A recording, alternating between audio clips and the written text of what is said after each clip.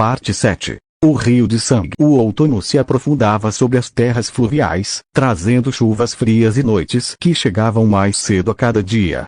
As folhas das árvores ao longo do tridente haviam se tornado escarlates e douradas, as cores do sangue do ouro, ironicamente apropriadas para o banho de sangue que se aproximava.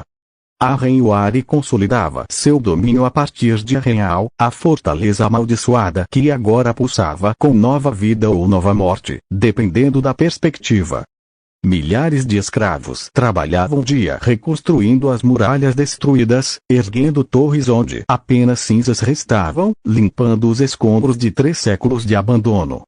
O Kraken repousava nas águas escuras do lago que cercava o castelo, emergindo ocasionalmente para receber oferendas de gado, diziam as más línguas, de prisioneiros que não serviam para mais nada.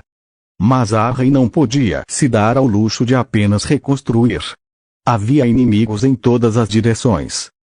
Riverrun Edmure e Tully recebeu a mensagem de Arryn com a fúria característica de sua casa. O jovem peixe, como alguns o chamavam com desdém, era um homem de honra, talvez tolo, talvez nobre, dependendo de quem contava a história. Mas ninguém podia acusá-lo de covardia. Ele rasgou o pergaminho diante do mensageiro, um pirata de olhos mortos que não demonstrou reação e cuspiu no chão. Diga ao seu senhor que os Tully não se ajoelham para piratas, rosnou Edmure. Diga que Riverrun resistiu a cercos por 1000 anos e resistirá por 1000 mais. Diga que, o mensageiro interrompeu, sua voz plana como uma lâmina sem fogo. Meu senhor também disse para informar que o Kraken tem fome. Edmure empalideceu, mas manteve a postura. Então que venha o Kraken. Os deuses antigos e novos nos protegem. O mensageiro partiu.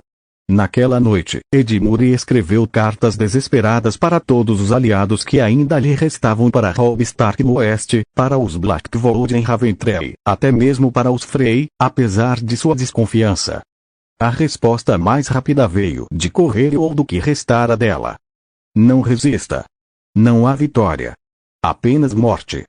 A assinatura era ilegível, mas Edmure soube, com um aperto no coração, que era de algum sobrevivente Malister, alguém que virá o Kraken de perto e sobreviverá para contar a história. Ele queimou a carta e preparou suas defesas. Os Frey nas gemas, Valder Frey observava os eventos com seus olhinhos de rato, calculando, pesando, esperando. O velho Frey sobreviverá a mais reis e mais guerras do que qualquer homem vivo. Vira usuário reinarem nas terras fluviais, ouvira histórias de seu avô sobre os dias antes da conquista, quando os homens de ferro cobravam tributos de cada vila ao longo do tridente. Vira os Tully ascenderem. Vira os dragões chegarem e partirem. E sobreviverá a todos. Agora, um novo ar emergia do mar, com um Kraken verdadeiro e 80.000 piratas às suas costas. Valder convocou seus filhos, todos 20 e tantos que ainda viviam, e netos incontáveis, para o grande salão. O peixe Tully quer que eu morra por ele, disse o velho, sua voz um chiado. O lobo Stark quer que eu lute por ele. Os leões querem que eu traia todo mundo por eles. Ele cuspiu no chão. E agora o Kraken quer que eu me ajoelhe. Houve um silêncio tenso. Finalmente, Lamilotar Frey, o mais astuto dos filhos de Valder, falou. E o que o senhor pretende fazer, pai? Valder sorriu um sorriso sem dentes, pior do que qualquer ameaça. Vou esperar, disse ele. Sempre espero. É por isso que ainda estou aqui, e tantos outros viraram comida de minhoca. Os Blackvold e os Bracken, em Raventree, Titus Blackvold preparava seus arqueiros, os melhores das terras fluviais, para o que ele sabia ser uma batalha perdida. Os Blackvold eram sangue antigo, primeiros homens, e odiavam os homens de ferro com uma paixão que atravessava milênios. Eles virão, disse Titus a seus filhos. E quando vierem, mostrarão a esses piratas o que significa enfrentar verdadeiros senhores dos rios. Em Pedra do Corvo, Jonas Bracken pensava diferente. Os Bracken e os Blackvold se odiavam há mais tempo que qualquer memória, e Jonas via na invasão de Arryn uma oportunidade, uma chance de finalmente destruir seus rivais com a ajuda de um poder maior. Ele enviou uma mensagem secreta a Real, oferecendo seus serviços e sua lealdade em troca de proteção e, mais importante, permissão para aniquilar os Blackwood. A resposta veio rápida e terrível. Arryn não respondeu com palavras. Respondeu com ação. Na calada da noite, um destacamento de tentáculos de ferro invadiu Pedra do Corvo, capturou Jonos Bracken e seus filhos, e os levou acorrentados para Real. Diante do trono negro, Jonos tentou negociar. Eu ofereci lealdade. Ofereci, você ofereceu traição, interrompeu Arryn, sua voz calma como o mar morto. Não a mim e a seus vizinhos. Se me é leal hoje traindo os Blackwood, amanhã me trairá por quem pagar mais. Ele fez um gesto. Jonos Bracken e seus filhos foram levados para o lago. O Kraken não precisou ser chamado. Ele simplesmente veio.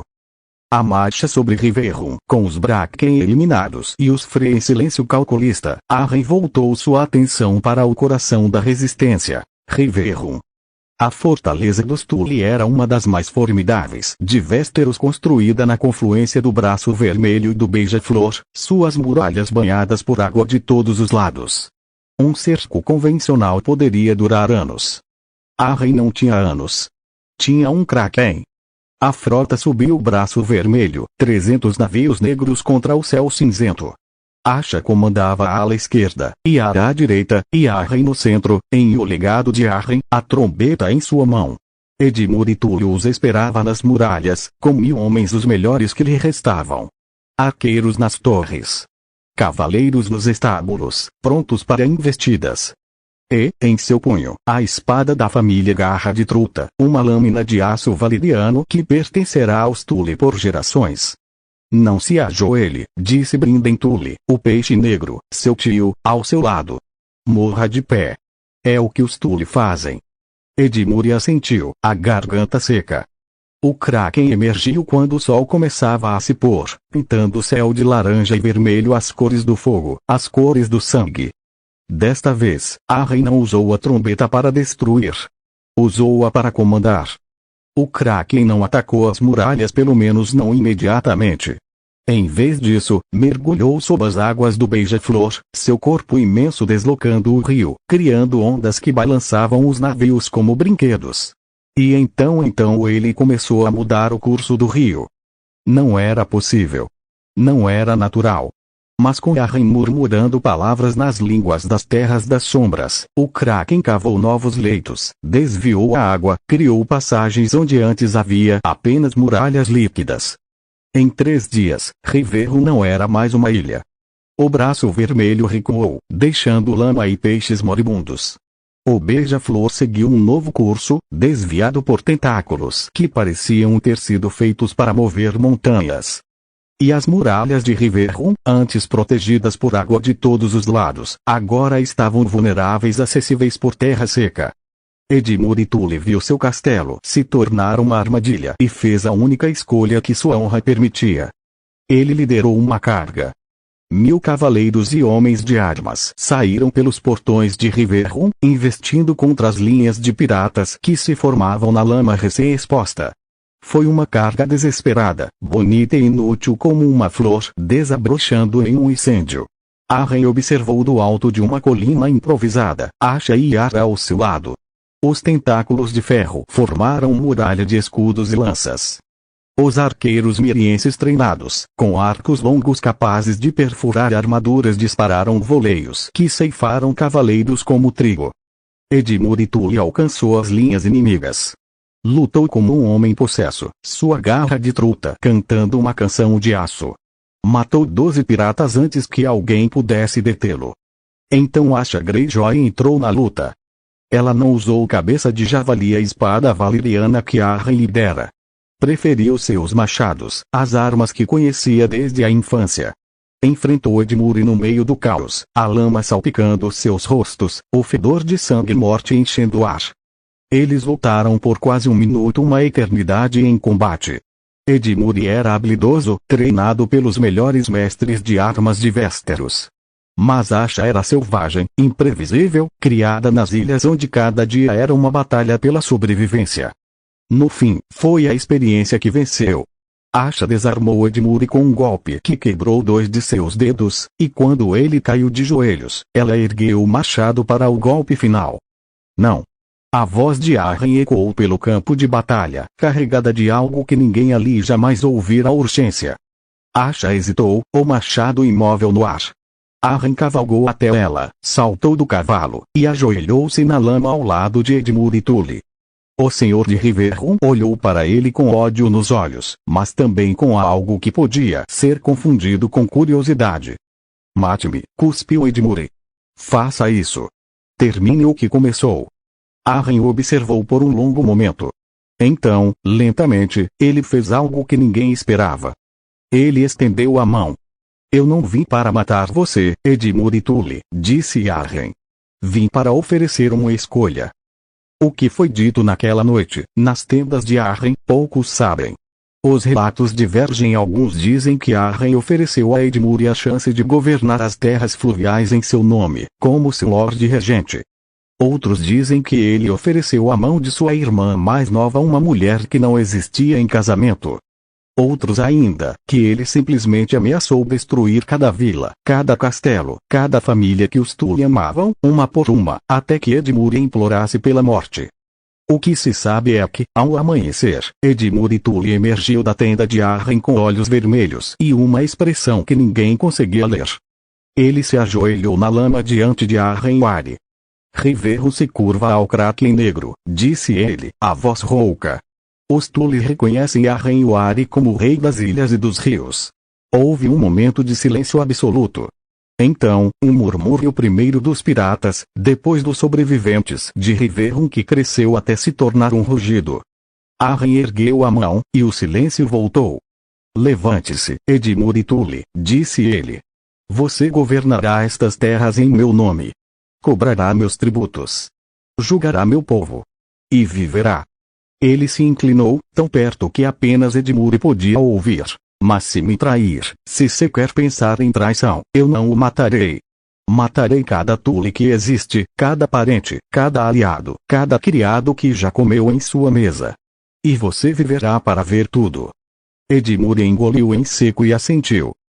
A coroação em Arraial. Uma lua depois, Arryn Wari realizou sua coroação oficial em Arraial. Não foi uma cerimônia tradicional. Não havia septões, nem mestres, nem as bênçãos dos deuses antigos ou novos. Mas havia senhores. Muitos senhores.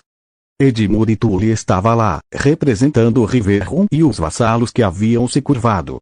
Titus Blackwood estava lá não por vontade própria, mas porque Arryn enviara uma mensagem clara: venha ou seus filhos morrerão. Os Frey estavam lá, Valder pessoalmente, seus olhinhos de rato avaliando cada detalhe. Senhores menores de meia dúzia de casas, os Piper, os Vance, os Moaton ajoelharam-se e prestaram homenagem.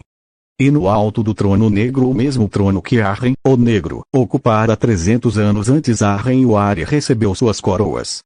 Eram 3. A primeira era de ferro e pedra, a coroa dos antigos reis das Ilhas de Ferro, forjada pelos Wari originais e recuperada dos esconderijos dos Greyjoy. A segunda era de bronze e rio, uma nova coroa, feita para simbolizar seu domínio sobre as terras fluviais, com ondas esculpidas representando o tridente e seus afluentes. A terceira era de osso negro e madrepérola, a coroa do Kraken, que ele mesmo desenhara, com 7 pontas representando os tentáculos da criatura que o servia. Quando as 3 coroas foram colocadas em sua cabeça uma sobre a outra, como os antigos reis faziam, Arryn se levantou e enfrentou a multidão. Eu sou Arryn Wari, primeiro de meu nome, anunciou, sua voz ecoando nas paredes queimadas. Rei das Ilhas de Ferro. Rei das terras fluviais. Senhor do Kraken. Vocês me temem. Houve silêncio. Vocês deveriam, continuou ele. Porque eu não sou como os outros reis. Não luto por honra. Não luto por justiça. Luto porque esta terra, ele apontou para o chão sob seus pés, pertenceu ao meu sangue. E eu vim reclamá-la. Ele desceu os degraus do trono, caminhando entre os senhores ajoelhados. Robb Stark ainda luta no oeste. Stannis Baratheon queima oferendas em Pedra do Dragão. Joffrey senta no trono de ferro como se fosse seu por direito. Eles todos pensam que esta guerra é sobre eles. Ele riu um som baixo, escuro. Esta guerra é sobre mim. Sempre foi. Eles só não sabiam ainda. Ele parou diante de Edmure e Tully, que manteve os olhos fixos no chão. Levantem suas cabeças, ordenou Arryn. Vocês são meus agora. Meus vassalos. Minhas ferramentas. Meus escudos. Ele ergueu a mão, e todos viram a sombra imensa que passou pela janela o Kraken, circulando o castelo. E eu protejo o que é meu. A noite depois, na Câmara Real, longe dos olhares dos senhores e dos capitães, Arryn finalmente deixou cair a máscara. Asha o encontrou sentado na borda da cama, olhando para o fogo. A presa de Ruby estava em seu colo, e ele a acariciava distraidamente, como quem acaricia um animal de estimação. Você está bem? Perguntou Asha, sentando-se ao seu lado. Arryn não respondeu imediatamente. Quando falou, sua voz estava diferente, mais jovem, mais cansada.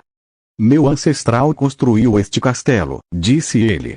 E viu tudo derreter. Tudo que ele amava. Tudo que ele construiu. Os dragões levaram. Ele virou-se para Asha, e pela primeira vez ela viu algo nos olhos dele que não era escuridão, era medo. E se eu for o próximo? Perguntou ele. E se tudo isso, ele apontou vagamente para o castelo, para o reino além, queimar também? E se o nome Oari morrer comigo? Asha segurou o rosto dele com as mãos, um gesto tão íntimo que surpreendeu a ambos. Então morreremos juntos, disse ela. Mas não antes de mostrarmos a eles o que significa enfrentar o Kraken. Ela beijou então não como esposa, não como aliada, mas como igual. Como duas tempestades que finalmente encontraram seu par. Lá fora, o Kraken cantou nas profundezas do lago um som antigo, triste, belo. E nas terras fluviais, pela primeira vez em 300 anos, um Oari dormiu em paz. Mas nas sombras, inimigos se moviam. Em Pedra do Dragão, Stannis Baratheon ouviu as notícias com seus olhos duros e prometeu: queimarei esse Kraken como meu irmão queimou os deuses antigos. Em Rocher do Casterly, Tyrion Lannister sorriu um sorriso que não chegava aos olhos e começou a escrever cartas. E no norte, Robb Stark, o jovem lobo, recebeu a mensagem da queda de Riverrun e sentiu algo que nunca sentira antes. Medo. Não por si mesmo. Por sua mãe. Por sua família. Por tudo o que ele amava. Porque o Kraken Negro não estava apenas conquistando terras. Ele estava mudando o mundo.